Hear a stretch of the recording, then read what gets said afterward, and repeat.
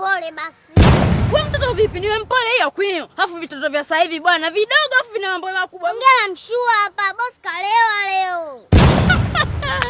Jamani. Hebu kweli dunia simama nishuke. Maana wewe mtoto unanichekesha. Haya una boss gani hapo ulipo? Napiga teke fuko la hela, shauri yako. Watu wenye hela na wewe umo. Yaani nishindwa kutaja kina Balesa huko kwa sababu tu ya pesa zao. Haya na wewe nikuweka wapi katika kundi lipi? Wajukua Balesa afu sijitambi wala nini. Mtokee bwana mimi hapa nasikia hadi kichefuchefu kuongea. Usiongee sana basi, shika karatasi uandike namba yako. Wewe mtoto si hela hiyo. Kwanza umeitoa wapi? Acha uoga mtoto mzuri, vitu vidogo tu kwangu hivi. Jamani wewe mtoto, ili niamini kama kweli kwako vitu vidogo. Nipe kwanza hiyo hela.